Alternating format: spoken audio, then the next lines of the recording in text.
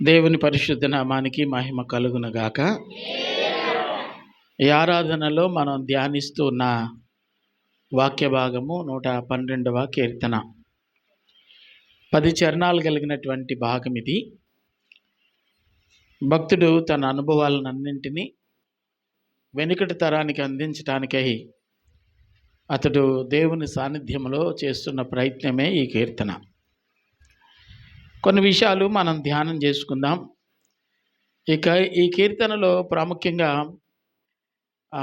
4 అంశాలను భక్తుడు పొందుపరిచి ఉంచాడు. 1 భయభక్తులు గలవారిని గూర్చి, 2 యథార్థవంతులను గూర్చి, 3 నీతిమంతులను గూర్చి, 4వది చివరిగా భక్తిహీనులను గూర్చి వ్రాస్తూ ఉన్నాడు. దేవుని యందు భయభక్తులు కలిగి ఉంటే లాభాలు, యథార్థతను విడవకుండా ఉంటే కలిగే ఫలాలు, నీతిమంతులుగా దేవుని యొక్క సాన్నిధ్యంలో ఉండటం వల్ల దేవుడు వారికి అనుగ్రహించే ప్రయోజనాలు. లేదు ఇవన్నీ లేదు, లోకంలో నాకు ఇష్టానుసారంగా నేను ఉంటాను అనుకుంటే వారు భక్తిహీనులు అవుతారు. భక్తిహీనులకు కలిగే ఫలాలు ఇందులో చక్కగా పొందుపరిచి ఉంచాడు. బైబిల్ మొత్తం మీద ఎవరిని బలవంతం చేయటం లేదు.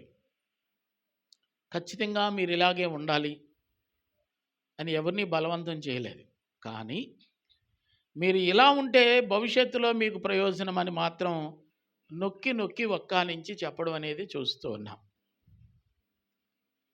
పురాతన మార్గములలో నిలిచి చూడండి, మేలు కలిగే మార్గం ఏదో విచారించి తెలుసుకోండి అన్నది. ఇది మేలు కలిగే మార్గం కాబట్టి మీరు ఇందులో ప్రయాణం చేయండి అని ఖచ్చితంగా ఒక్కానించలేదు. జీవన్ మరణాలను గూర్చి భక్తుల ముందర ఉంచి ఏది కావాలో కోరుకోమని చెప్పినటువంటి మాటలు ఉన్నాయి. ఇవన్నీ పిల్లోడు పరీక్ష కొరకు సిద్ధపడుతున్నప్పుడు అతనికి ఆ ఉపాధ్యాయుడు సిద్ధపరిచిన ప్రశ్నలా కనబడతాయి. మేలైనది రాసినప్పుడు ప్రయోజకుడు అవుతాడు. ఈ భూమి మీద భక్తులమని పిలువబడుతున్నటువంటి మనం పుట్టింది మొదలుకొని దేవుని ఆరాధించాలి అనే మనస్సు కలిగిన నాటి నుండి నేటి వరకు భక్తిలో మనం ఏ మేరకు ఎదిగాము, భక్తి సంబంధంగా మన పయనం ఎంత దూరం కొనసాగింది తెలుసుకోవటానికే ఈ విషయాలన్నీ. మన ఎదుగుదల భక్తి సంబంధంగా లేకపోతే ఎదుగుదల లేని వారిని మరుగుజ్జు అంటారు. ఎంతకీ ఎదగిన వారిని చూసి అంత సమాజం ఏదో హేళన చేస్తుంది తప్ప ఎదుగుదల లేని వారిని చూసి జాలిపడదు. రైతు వ్యవసాయం చేసినప్పుడు కూడా అతడు ఆశించింది ఏంటంటే తను నాటిన ఆ విత్తనం మొలిచి ఫలించాలని ఆశపడుతూ ఉంటాడు. ఒక ఇంటిని నిర్మించినప్పుడు అనగా 2 యవ్వన బిడ్డలకు వివాహం చేసినప్పుడు వాళ్ళు ఫలించాలనే పెద్దలు, తల్లిదండ్రులు, 2 కుటుంబాలు వారు ఆశపడతారు. ఆ ఫలింపు లేకపోతే దాన్ని ఆక్షేపణ చేస్తారు. కాబట్టి భక్తులము అని చెప్పబడుతున్నటువంటి మనలో ఫలభరితమైన జీవితం ఉండాలి. అది మనకి ప్రయోజనం. అలాగన మనం ప్రయోజనకరమైన వ్యక్తులుగా మార్చబడినప్పుడే భవిష్యత్తు తరాలకి దీవెనకరంగా మనం ఉండగలుగుతాం. కాబట్టి ప్రయోజనకరమైనటువంటి స్థితి మీ నుండి, నా నుండి దేవాది దేవుడు కోరుకుంటున్నాడు. దేవుని యొక్క నిజమైన సంతోషం ఎప్పుడంటే ఆయన ఏర్పాటు చేసుకున్న మనందరం ఆయన సన్నిధిలో చక్కగా ఉన్నప్పుడు, లోకంలో ఉన్నప్పుడు కాదు, ఆయన సన్నిధిలో చక్కగా ఉన్నప్పుడు మనల్ని బట్టి దేవుడు సంతోషిస్తూ ఉంటాడు. ఈ భాగంలో మనం చూస్తాం కదా, ఆయన యందు భయభక్తులు గలవారు ధన్యుడు అని రాస్తుంది. వారు భూమి మీద బలవంతులు అవుతారు అని రాస్తుంది 2వ చరణంలో. ధన్యుడు, బలవంతులు బలాన్ని కొంతమంది ధనంతో పోలుస్తారు, బలాన్ని కొంతమంది కుటుంబంతో పోలుస్తారు. వారికేమి చాలా బలము బలగమున్నారు అని చెప్తారు. కాబట్టి ఈ రోజుల్లో ఒక్కొక్క వ్యక్తిని, ఒక్కొక్క కుటుంబాన్ని మనం పరిశీలన చేసినప్పుడు వాళ్ళ పరిస్థితులు ఎలా ఉన్నాయంటే, బలం కలిగి ఉన్నారా అంటే పేరుకి మాత్రం బలవంతులుగా ఉన్నారు కానీ బలహీనులై ఉన్నారు. ఎలా అంటే అందరూ ఉండి ఒంటరిగా బ్రతికే బ్రతుకులు చాలామంది జీవితాల్లో మనం చూస్తాం. దేవుని ఆరాధించిన మనందరిని గురించి చెప్పబడుతున్న మాట ఏంటంటే, వారిలో ఒంటరి అని వాడు 10,000 కంటే శ్రేష్ఠుడని బాగా మనం చూస్తాం. అంటే దేవుని కలిగినటువంటి వారు అందరినీ కలిగినట్లే. దేవుడు లేనటువంటి వారు ఎందరినీ కలిగి ఉన్నా వాడి జీవితంలో సున్నాయే, ఒంటరివాడే.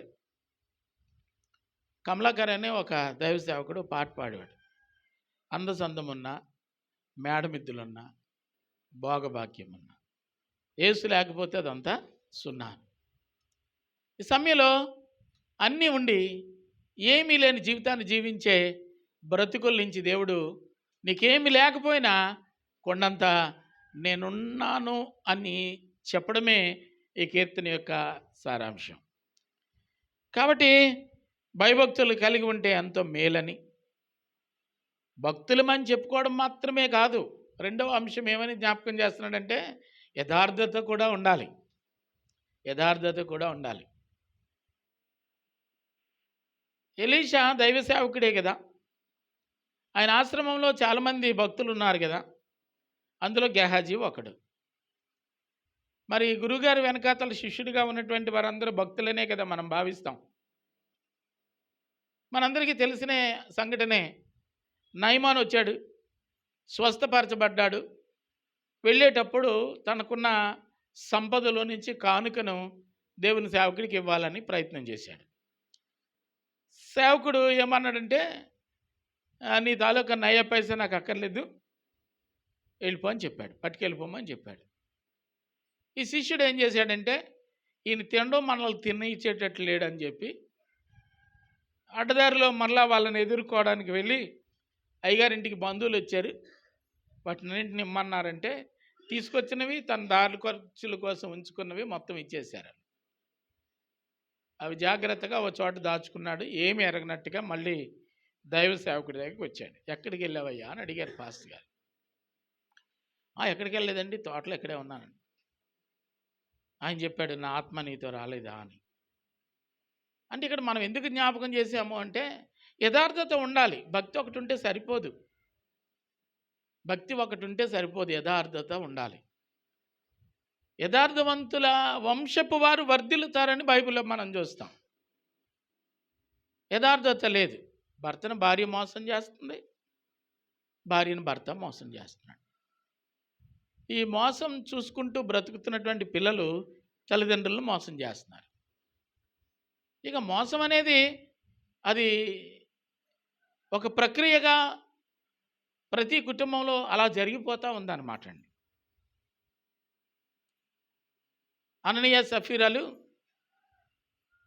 అపోస్తలులు నిర్ణయించిన నిర్ణయం మేరకు ఇలా విడివిడిగా మనం ఉంటే ఈ రోమా సైన్యం వల్ల ప్రమాదం పొంచి ఉంది, కాబట్టి మనందరం ఒకే ఇంటిగా మనం ఉందాము అని చెప్పి వాళ్ళందరూ తమ తమ చరస్థిరాస్తులను నమ్మి అపోస్తలుల పాదాల దగ్గర పెట్టి, మనం ఆశ్రమంలాగా మనం ఇక్కడే భోజనం చేద్దాము, అందరూ ఒకే కుండ కూడు అని. అందరూ అలాగే చేశారు. వీళ్ళు అలాగే చేద్దామని ప్రయత్నం చేసి ఆస్తి అంతా అమ్మి అపోస్తలుల దగ్గరికి పట్టుకొని వెళ్తున్నాడు యజమానుడు.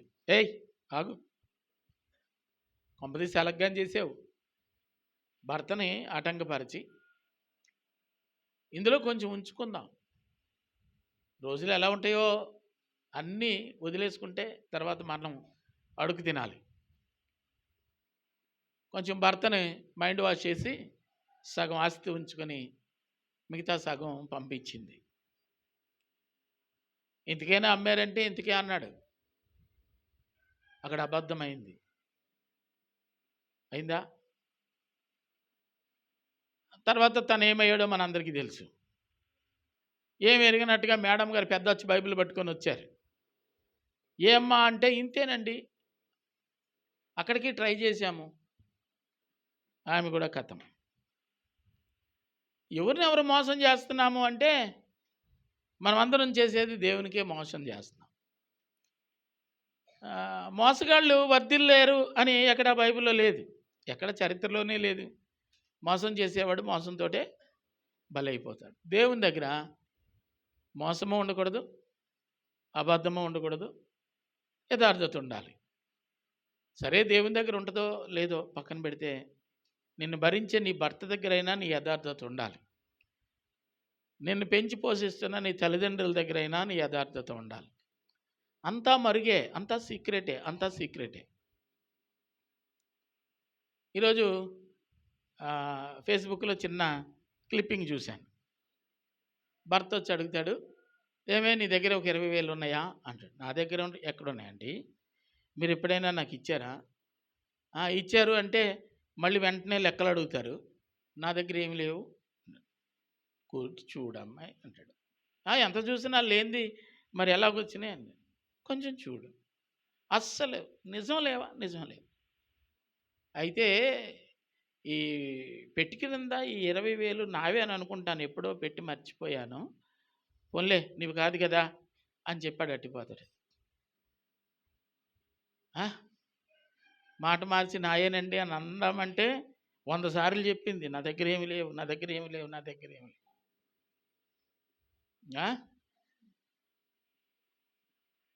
ఒక ఆమె వాళ్ళకి వీళ్ళకి తెలియకుండా, అత్తమామలకి తెలియకుండా ఆ జొంకాలు చేయించుకుందంట.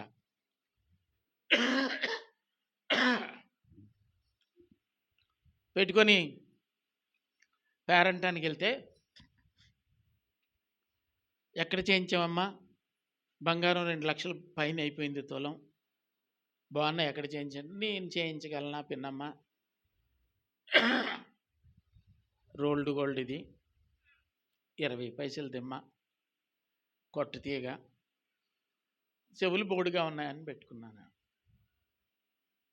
సాయంత్రం ఆ ఊర్లో దొంగలు వచ్చారంట, ఈ జొంకాలు అట్టిపోయారంట.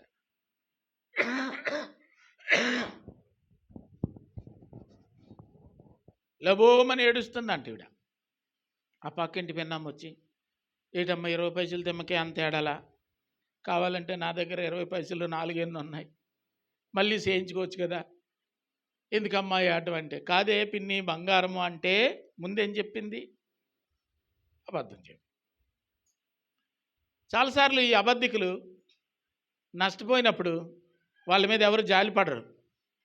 ఎందుకంటే వాళ్ళు ఇప్పుడు నిజమేనర్ర బాబు అది బంగారమే అంటే, మరి ఆ రోజు నా దగ్గర. అందువల్ల ఎప్పటికైనా మోసమే జరుగుతుంది. కాబట్టి నాది, నేను దేవుడు ఆశీర్వదించాడు, నేను ఈ వస్తువు కొనుక్కున్నాను అంటే దేవుడు నిన్ను ఆశీర్వదించినందుకు అనేకులు దేవుని మీద విశ్వాసాన్ని కనబరచడానికి అవకాశం ఉంటుంది. అన్నీ అబద్ధాలే, అన్నీ మోసాలే, ఏమీ తెలియదు. బాబురావు పాస్టర్ గారు ఒకసారి ఒక కథ చెప్పారు.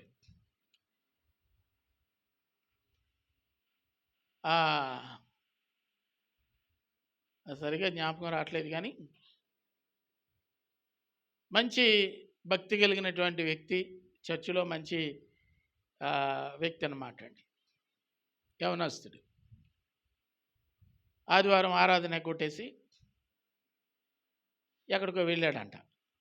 ఏ అమ్మా మీ అబ్బాయి రాలేదేంటి ఆరాధన కంటే? వస్తాడయ్య గారు, ఇక్కడెక్కడో చిన్న పని ఉండి ఉన్నాడు, వస్తాడని. ఆ ఆరాధనకు మానేసి స్నేహితులందరితో ఎక్స్కర్షన్కి వెళ్ళాడంట. చర్చిలో మనం ఒక బట్టలు వేసుకుంటాం, బయట తిరిగేటప్పుడు మన స్టైల్ మారిపోద్ది. మార్కెట్లో కొత్త ఫ్యాషన్ వచ్చిందంటే పాకెట్లన్నీ వెనకాతలు ఉన్నాయంట. ఏండి, ఆడి షర్ట్కి పాకెట్లన్నీ వెనకాతలు ఉన్నాయంట. బండి మీద వేగంగా వెళ్తూ పడిపోయాడంట. పడిపోతే ఆ స్పృహ కోల్పోయాడు. ఈ పౌలు రాజు అటువంటి అదే దారిలో వెళ్తూ తీరా చూసేసరికి ఆ పాకెట్లు చూసి, అమ్మో మెళ్ళు ఇరుకట్టినట్టున్నాయి, ఇటు నుంచి అటు తిరిగిపోయినట్టున్నాయి అని చెప్పి ఆ తలకాయ పట్టుకొని ఆ గుండెల మీద మోకాళ్ళుని యథావిధిగా పెడితే కొంచెం స్పృహ వస్తుందేమోనని ఇటు నుంచి అటు తిప్పేశాడట.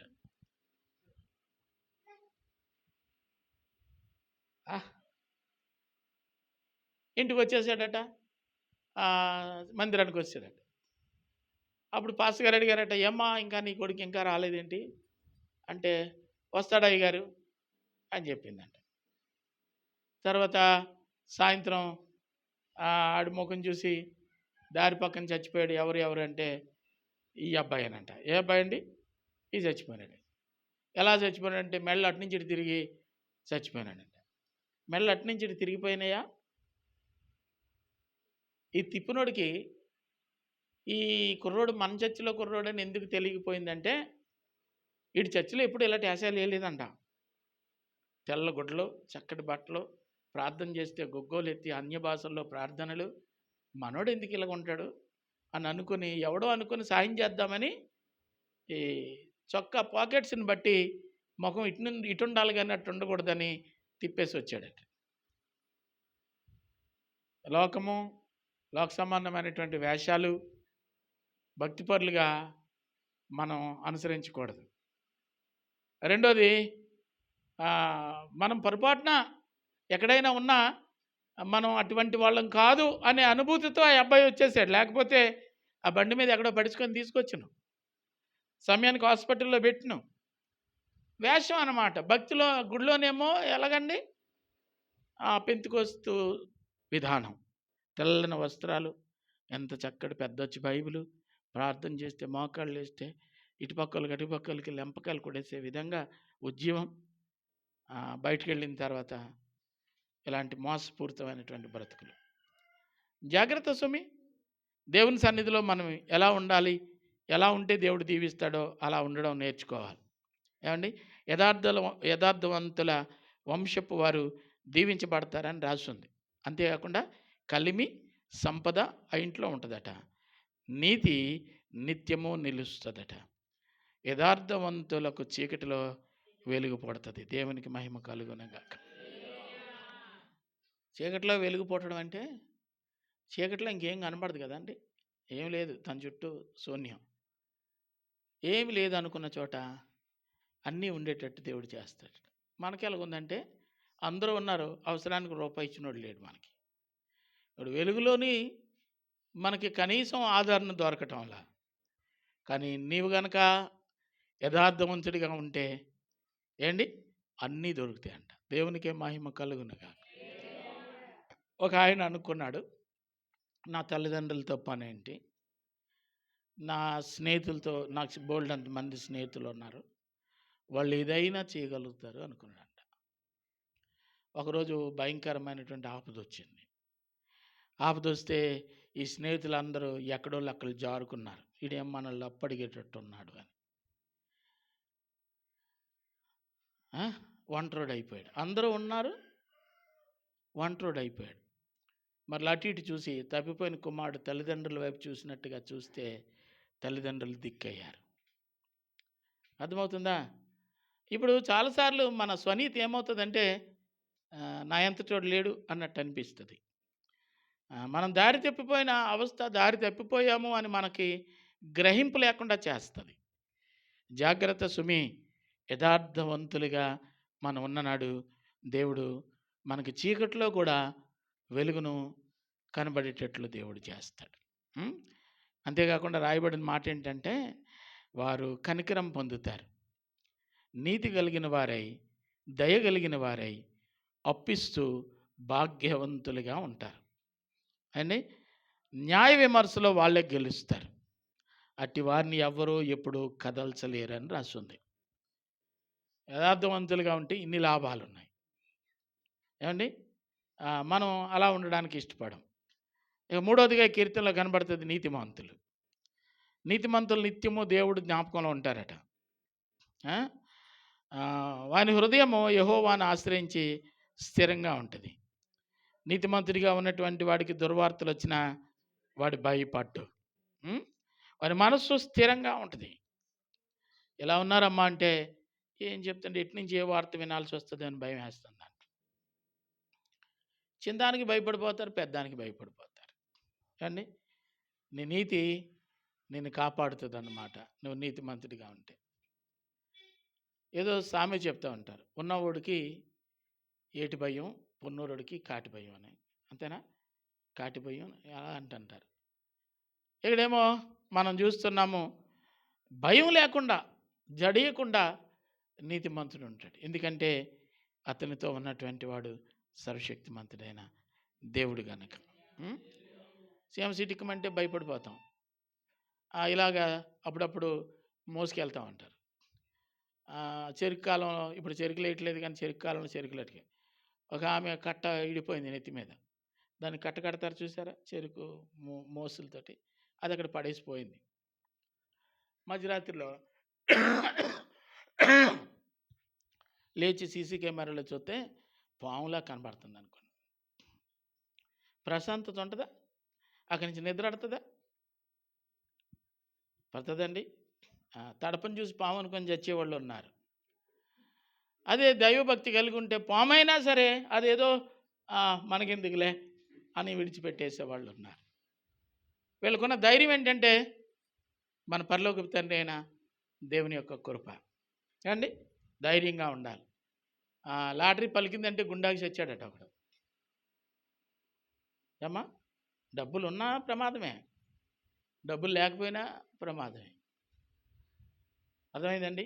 ఒకసారి ఎప్పుడో ప్రయాణం చేసి వెళ్తున్నాం, అది ఎలక్షన్ టైం అన్నమాట. నా దగ్గర 5 లక్షలు పట్టుకుని వెళ్ళాలి నేను. నాతో పాటు జాన్ పీటర్ పాస్టర్ గారు ఉన్నారు, పండు పాస్టర్ గారు ఉన్నారు, మరొక పాస్టర్ గారు ఉన్నారు. మేము ఒక చోటుకి వెళ్తున్నాం. ఆ బొడ్డుపల్లి సెంటర్లో పోలీసులు కాశారు. ఇంకెవరి డబ్బులైనా సరే తీసేసుకోవడమే కదా, ఆ టైం అలాంటిది. ఒకవేళ అది కాదు ఇది కాదని చెప్తే స్టేషన్కి వచ్చి చెప్పుకోవాలి. ముందు మాత్రం డబ్బులు తీసేసుకుంటారు కదా. వీళ్ళందరికీ జ్వరాలు వచ్చేస్తున్నాయి కారులో కూర్చున్న వాళ్ళకి. ఒకవేళ మనకి తప్పేటట్లేదురా బాబు అనుకున్నారు. ఎస్ఐ గారు వచ్చారు, కారు ఆపారు. కారు ఆపితే మీరు ఎవరు అన్నారు. పాస్టర్ గారు అన్నారు. కారులో డబ్బులు ఏమైనా ఉన్నాయా అన్నారు. ఉంటే మాత్రం చెప్పేద్దాం ఏంటండి అన్నాం. పొండి అన్నారు. పొండి అన్నారు. అనియా డిక్కీ చెక్ చేస్తే ఏమవుదు అనియా, ఏమవుతాం, మనమేమో దొంగ సొమ్ము కాదు కదా, ఏదో ఒక పని మీద మనం వెళ్తున్నాం, దానికి కావాల్సిన పేపర్స్ మన దగ్గర ఉంటాయి కదా, ఆ మాత్రం దానికి భయపడ్డం ఎందుకు? ఏదో దొంగ సొమ్ముకు చూసి భయపడినట్టుగా మీరు భయపడరు. అంటే మన నీతి మనకేం చేస్తుందంటే ధైర్యాన్ని పుట్టిస్తుంది.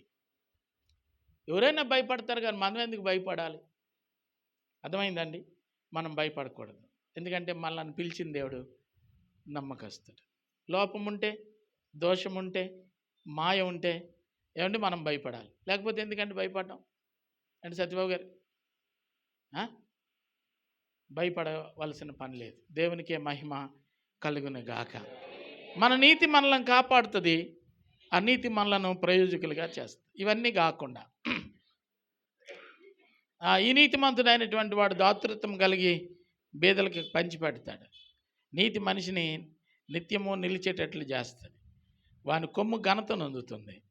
ఈ విధంగా నీతిమంతుడిగా ఉండటం వల్ల అనేకమైన లాభాలు ఉన్నట్లుగా ఈ భాగంలో మనం చూస్తున్నాం. ఇకపోతే భక్తిహీనతను గురించి వ్రాయబడుతున్నటువంటి మాట 10వ చరణంలో, భక్తిహీనులు దాన్ని చూసి చింతపడతారు, పళ్ళు కొరుకుతారు, క్షీణించిపోతారు, వారు ఆశభంగం అయిపోతుంది. ఈ నీతిమంతుని చూసి, యథార్థవంతుని చూసి, దేవుని పట్ల భయభక్తులు గలవాడిని చూసి ఊరిక పళ్ళు కొరకు పళ్ళు ఇరిగిపోతాయి తప్ప ప్రయోజనం లేదు. ఈర్ష్య ద్వేషాలతో నశించిపోతాడు తప్ప వీడికి వచ్చే లాభం ఏమీ లేనట్లుగా ఈ భాగంలో చూస్తున్నాం. చాలామంది భక్తి పరులుగా కనిపించాలని ప్రయత్నం చేస్తారు, వాళ్ళలో భక్తి మచ్చుకు కూడా కనబడకుండా ఉండే పరిస్థితులు చాలామందిలో ఉంటాయి. జాగ్రత్త. మనం మోసపోవడమే కాకుండా మనం మోసం చేసే వాళ్ళగా మిగిలిపోతాం. మనం చదువుకున్నాం కదా, భక్తి ధైర్యాన్ని పుట్టిస్తుంది, నీతి మరణాన్ని తప్పిస్తుంది. కానీ భక్తి సంబంధమైనటువంటి వేషధారణ మనిషిని నిలువున నాశనం చేస్తుంది. కాబట్టి భక్తిహీనుడిగా ఉండడానికి మనం ప్రయాసపడకూడదు. కొన్ని మాటలు భక్తిహీనుని గురించి మనం చదువుదాము. 58వ కీర్తన 3వ చరణంలో ఏముందో ఒకసారి చదవండి.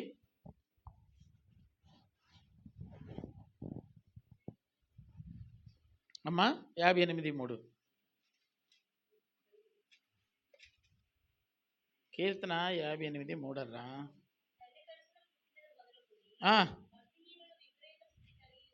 విపరీతమైన బుద్ధి కలిగి ఉంటారు. బాగా ఏమని రాస్తుందండి? పుట్టినప్పటి నుంచి వాళ్ళకి అబద్ధాలంటే మహా ఇష్టమట. ప్రకటన గ్రంథం చివరిలో ఏం రాసి ఉంటుందంటే, అబద్ధికులు దేవుని రాజ్యానికి చేరని రాస్తుంది. ఈ భక్తిహీనులకు ఇష్టమైంది ఏంటి? జరిగించేది ఏంటి? పుట్టుకతోటే వెన్నతో పెట్టిన విద్య లాంటిది అబద్ధం ఆడటం. కాబట్టి భక్తిహీనుడు ఆశీర్వదించబడతాడు అంటే తనను తాను మోసం చేసుకున్నట్లే.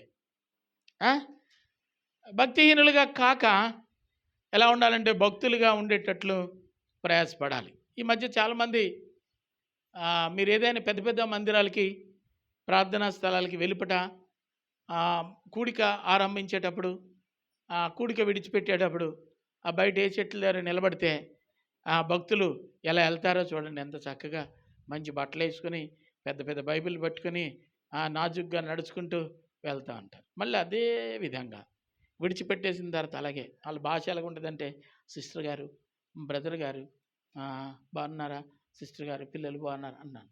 ఇలా 2 అడుగులు వాళ్ళ ఇంటి దాకా వెళ్తే, నీకు రోజు జయ్యా, నిన్ను పాతిట్ట, నా వరం నీకెప్పుడు రాను, ఏమంటే ఇవన్నీ ఒరిజినల్ భాష వచ్చేస్తుంది. ఇంటి దగ్గర ఉండదు ఈ నాజుకుతనం. ఎక్కడుండి? మందిరంలో సాక్షాత్తు ప్రభు పక్కన ఉన్నట్టుగా ఫీల్ అయిపోతారు. ఇంటికి వెళ్ళేసరికి పిన్నమ్మ ఎందుకు ఆలస్యమైందని అపవాది గడప దగ్గరే కూర్చొని పిలుస్తుంది, లోపలికి ప్రవేశిస్తుంది. కాబట్టి ఒరిజినల్ లాంగ్వేజ్ కనబడుతుంది అనమాట అండి. అప్పుడు నువ్వు ఇంటా బయట ఒకే విధంగా ఉన్ననాడు నీ భక్తి నిన్ను భక్తిహీనునిగా ఎప్పటికీ మార్చదనమాట. దాని నోట్లో నోరెట్లేమే అంటారు మా పాస్టర్ గారు, ప్రకాష్ పాస్టర్ గారు చెప్తారు భక్తిహీనుల గురించి బాగా. అంటే ఆయన కోసి అండేసేసినట్టు చేస్తూ ఉంటాడు. కాబట్టి మనం మందిరంలో ఎలా ఉన్నామో ఇంటి దగ్గర కూడా అలాగే ఉండాలి. అండి సత్యబాబు గారు, ఇంటి దగ్గరికి వెళ్ళేసరికి ఒరిజినల్ భాష వచ్చేసి మందిరంలో మాత్రం ఎక్కడ లేని పరిశుద్ధత అంటే కుదరదనమాట అండి. ఏమండి? యథార్థంగా ఉండాలి, భక్తిగా ఉండాలి, నీతిగా ఉండాలి. ఏమంటే దేవుడు ఎలా ఉంటాడో జనాలకి తెలియదు, కానీ నిన్ను చూసేసరికి అచ్చం దేవుడిలాగే ఉన్నావమ్మా అని చెప్పగలగాలి. అటువంటి సత్ప్రవర్తన దేవుని పిల్లలమైన మనం కలిగి ఉండాలి.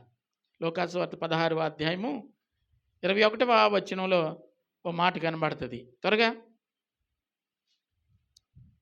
లోకాసువార్త 16:21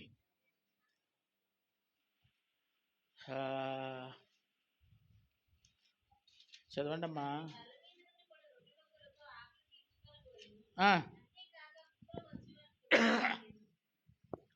ధనవంతుడు లాజరును గూర్చి భాగంలో కనబడుతుంది. పేదోడైన నీతి కలిగిన వాడు లాజరు, ధనవంతుడైన భక్తి లేనోడు ఈయన. ఇద్దరు అంతిమ దశ మనం జ్ఞాపకం చేసుకుంటే, ఈ భాగ్యవంతుడు అగ్నిగుండంలోనికి వెళ్ళిపోయినట్లుగా దరిద్రుడైన ఈ లాజరు అబ్రహాము రొమ్మున ఆనుకుని ఉండడానికి కొనిపోయినట్లుగా మనం చూస్తాం. అగ్ని ఆరని, పురుగు చావని వేదనకరమైన పరిస్థితులు ఈ ధనవంతుడు అంటాడు, అయ్యా తండ్రివైన అబ్రహామా, ఏంటి నాకు ఇలాంటి పరిస్థితి వచ్చింది ఏంటి అని అడుగుతాడు. నువ్వు బ్రతికినన్ని నాళ్ళలో దేవుని స్తుతించిన అనుభవం నీకు లేదు, తినటం తాగటం తప్ప దైవభక్తి నీలో కనబడలేదు, అందుకే నీ స్థితి అది అని చెప్తాడు అబ్రహాం. అప్పుడు ఇంకొక రిక్వెస్ట్ అండి, నాకు ఇంకా 5 అన్నదమ్ములు ఉన్నారు, ఒక ఛాన్స్ ఇస్తే వాళ్ళకి నేను నడిచిన మార్గం వాళ్ళు అనుసరిస్తున్నారు, వాళ్ళు కూడా నరకానికి పోకుండా ఉండాలంటే వాళ్ళకి సువార్త చెయ్యాలి ఒక్క అవకాశం ఇస్తే. ఈ పరలోకం నుంచి భూమి మీదకి మరలా ఇంకొకరు పోనక్కర్లేదు. భూమి మీద ప్రవక్తలు ఉన్నారు, భక్తులు ఉన్నారు. వాళ్ళు చెప్పిన మాట వింటే, మారు మనసు పొందితే వాళ్ళు ఈ వేదనకరమైన స్థలంలోనికి రాకుండా మహిమ గల స్థలంలోనికి వస్తారని చెప్పాడు. చూసే వాళ్ళందరికీ ఏమనిపించిందంటే ఇంతటి భక్తిపరులు లేరనిపించింది. కానీ వాడి యొక్క గమ్యం ఏమైందంటే నిత్య నరకాగ్నిగా భాగంలో మనం చూస్తున్నాం. కాబట్టి మనం చూసేదంతా సత్యం కాదు. వాళ్ళలో భక్తి ఉందనుకుంటే మనల్ని మనం మోసం చేసుకున్నట్లే. యథార్థత ఉండాలన్నమాట. ఈ మధ్య ఈ రీల్స్ చాలామంది చేస్తున్నారు. కొన్ని ఫేస్బుక్లో కొన్ని క్లిప్పింగ్స్ చూస్తున్నాం. ఆ మధ్య ఎవరో ఒక ఆటో డ్రైవర్ తన ఆటోలో 40 లక్షలు బ్యాగ్ మర్చిపోయాడట. ఎవరో ప్రయాణం చేస్తున్న ఆయన. ఇక వాడు అనుకుంటాడు చూసిన తర్వాత, ఇక నా జన్మధన్యం అయిపోయింది, 40 లక్షలు దొరికింది, నా కష్టాలన్నీ పోయినాయి అని అనుకుంటాడు మల్లటోడైతే. కానీ నాది కాని సొమ్ము, నేను దీన్ని ముట్టడానికి వీల్లేదు. తీసుకెళ్ళి స్టేషన్కి హ్యాండ్ ఓవర్ చేశాడట. పోలీసులు వారిని అభినందించినట్లుగా, ఈ డబ్బు పోగొట్టుకున్నట్లుగా ఎక్కడైనా స్టేషన్లో కేసు నమోదైతే వాళ్ళను పిలిపించి అప్పగించినట్లుగా నేను చూశాను. వార్తల్లో కూడా మనం వింటూ ఉంటాం కదా. అలా ఒక స్వీపరు, రోడ్లు తుడుచుకునే ఒక స్వీపరు, ఒక లేడీ, ఆమెకి చెత్తబొట్టులో డబ్బులు దొరికినాయంట. తీసుకెళ్ళి పోలీస్ స్టేషన్కి అప్పగించినట్లుగా మనం చూస్తున్నాం. ఏం దొరికింది కదా, ఉంచుకుంటే వాళ్ళు ఉంచుకోవాలనే ఆలోచన వాళ్ళకి ఎందుకు రాలేదంటే, వాళ్ళలో ఏముందంటే ఐశ్వర్యం కంటే గొప్పవాడైన దేవుని యొక్క మహిమ వాళ్ళలో నివాసం ఉన్నందువలన ఈ లోకంలో కనిపించే ప్రతిదీ కూడా వాళ్ళు పెంటతో సమానమని అని అనుకున్నారు. ఈ పెంట నాకెందుకు అనుకున్నారు. చాలాసార్లు మనం దారిలో వెళ్ళేటప్పుడు అనిపిస్తూ ఉంటుంది, ఓ 10 లక్షలు దొరికితే బాగుండు. అవసరాలు మనిషికి అలాగా అనిపిస్తూ ఉంటుంది. ఒకసారి నాకు కూడా అనిపించింది అలాగే. నేనేం దేవుడినా? నాకు కూడా అనిపించింది. కాకపోతే నేను యథార్థంగా చెప్తున్నాను, మీరు చెప్పరు అనిపించి అలా 2 అడుగులు ముందుకు వెళ్తూ ఉంటే దేవుని యొక్క ఆత్మ చెప్తుంది, ఒకనాడు 100 రూపాయలు పోగొట్టుకున్న రోజు నీ ముఖం ఎలాగుందో ఒకసారి నువ్వు జ్ఞాపకం చేసుకో అని. 100 రూపాయలు నేను పోగొట్టుకున్న నాడు నా ముఖం ఎలాగుందో ఒకసారి నేను జ్ఞాపకం చేసుకుంటే ఆ 10 లక్షలు పోగొట్టుకున్న వాడి తలకు బ్రతికేంటో నీకు అర్థమవుతుంది అని దేవుడు చెప్పాడు. నిజమేనా? 100కే ఆ రోజు నేను ఎన్ని గుంజీలు తీసానో, ఎన్ని అల్లాడిపోయానో, ఎంత బాధపడిపోయానో, ఇంటికొచ్చి ఇంట్లోని బయట తిరుగుతూ ఏమైంది 100 100కే ఇలాగ అయిపోయిన రోజులు జ్ఞాపకం చేసుకుంటే 10 లక్షలు పోగొట్టుకున్నాడు పరిస్థితి ఎలా ఉంటుంది? ఎదుటివాని హృదయాన్ని, మనసును గాయపరిచే దేన్ని కూడా మనం దేవుని సన్నిధిలో కోరుకోకూడదు. దేవునికే మహిమ కలుగునుగాక. హల్లెలూయా. తనది కాని దానికోసం మనం ఆశపడకూడదు. అది భక్తుని యొక్క లక్షణం కాదు. అలాగే లూకాసు వార్త 18వ అధ్యాయం 10వ వచనం నుంచి 13వ వచనం వరకు 2 మంచి వ్యక్తులను గురించి రాయబడిన మాట ఉంటుంది. సుంకరి, పరిసయ్యుడు. ఏమండి, ఈ పరిసయ్యుడు చేసే ప్రార్థన, సుంకరి చేసే ప్రార్థన మనందరికీ తెలుసు. అయ్యా, నేను అలాంటి కాదు, నేను ఎన్ని దాన ధర్మాలు చేస్తున్నానో, ఎన్ని యజ్ఞాలు చేస్తున్నానో, నేను క్రిస్మస్ వస్తే ఎంతమందికి భోజనాలు పెడుతున్నానో నీకు తెలుదా, నేను ఆళ్ళే అంటుండి కాదు అన్నాడట. నా భక్తి అలా ఉండదు అన్నాడట. అంటే భక్తి పరులుగా కనబడాలని చాలామంది ప్రయత్నాలు చేస్తుంటారు. నీ భక్తి ఎంత గొప్పదో పరలోకమందున్న దేవుడు చూస్తున్నాడు.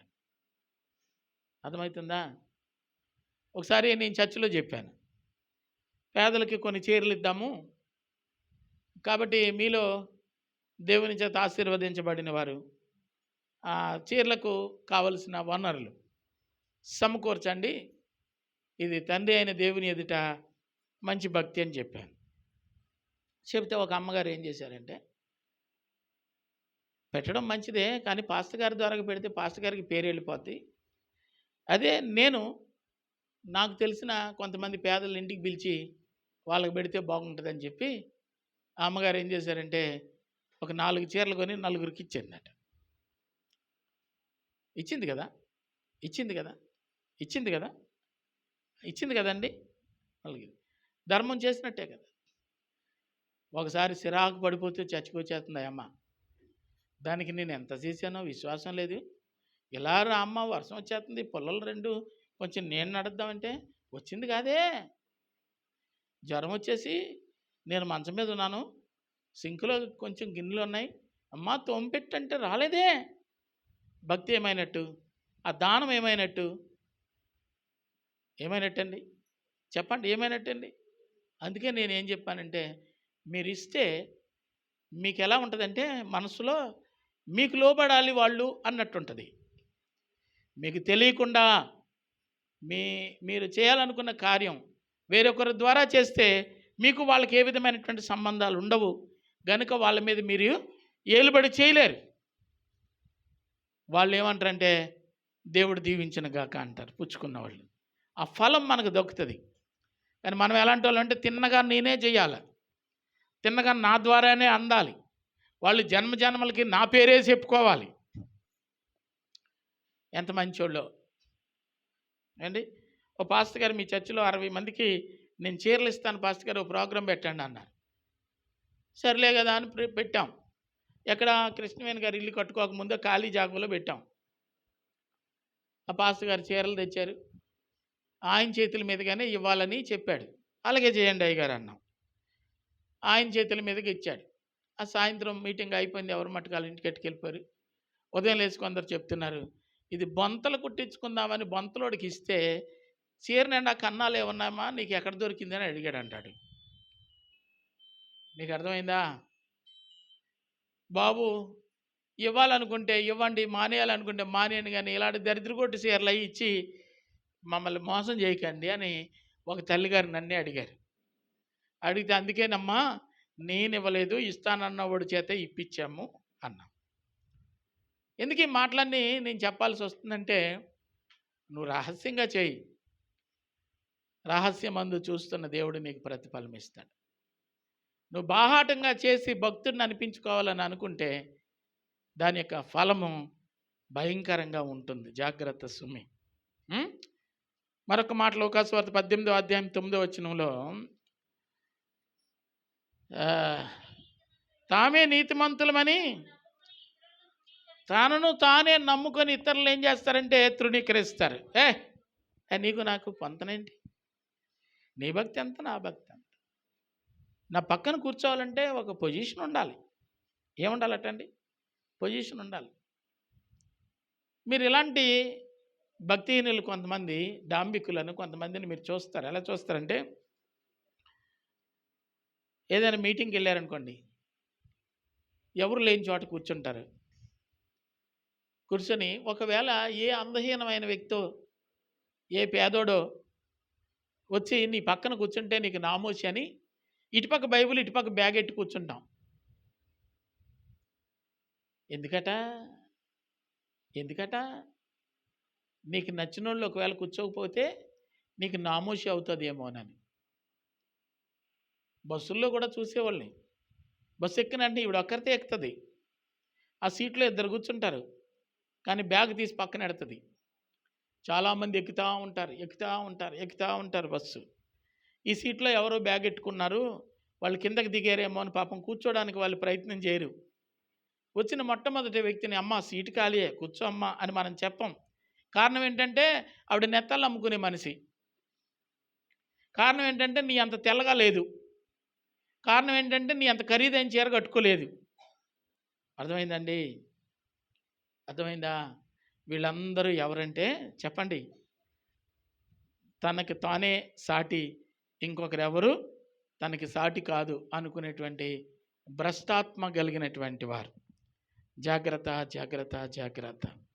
మత్తయి సువార్త 6వ అధ్యాయము 5వ వచనంలో కూడా ఒక మాట కనబడతా ఉంటుంది. భక్తి సంబంధమైనటువంటి వేషం. మత్తయి 6:5. ప్రార్థన చేసేటప్పుడు ఎలా ఉండకూడదటండి? వేషధారులలాగా ఉండకూడదు. ఇది దేవుడు కోరుకుంటున్న మాట. చెయ్యు ప్రార్థన. నువ్వు చేసే ప్రార్థన ఎవరికండి? నీ పరలోకపు తండ్రికి. దేవునితో నువ్వు మాట్లాడుతున్నావు. దేవునితో నువ్వు మాట్లాడు. దేవుడు ప్రతిఫలం ఇస్తాడు. వాళ్ళు వినేటట్టు, వీళ్ళు వినేటట్టు, వాళ్ళు మెచ్చుకునేటట్టు, వీళ్ళు మెచ్చుకునేటట్టు. ఓహో, ప్రార్థనలు జరుగుతూ ఉంటాయండి. ఆ మనిషి కొరకు చేసేటప్పుడు ఆ మనిషి దగ్గర ప్రార్థన చేస్తారు. అబ్బా, పరలోకంలో దేవుడు వింటాడో లేదు కానీ ఈవిడిని ఖచ్చితంగా ఏదో ఒకటి నాకు చేస్తుంది అనుకునేటట్టు చేస్తారు ప్రార్థనలు. వేషధారులు దేవుని రాజ్యానికి పోరు. ఏమండి? భక్తిహీనులు దేవుని రాజ్యంలోనికి పోరు. డాంబికులు దేవుని రాజ్యంలోనికి పోరు. మనం అలా ఉండకూడదని దేవుడు తన వాంఛ. ఎలా ఉండాలటండి? నీతిమంతులుగా ఉండాలి, యథార్థవంతులుగా ఉండాలి, ఆయన యందు భయభక్తులు గలవారిగా మనం ఉండాలి. ఉన్నప్పుడు వారికి ఎటువంటి లాభాలు దేవుడు సిద్ధపరిచి ఉంచాడో ఎన్నటన్నిటికీ వారు మరువబడరు అని రాస్తుంది.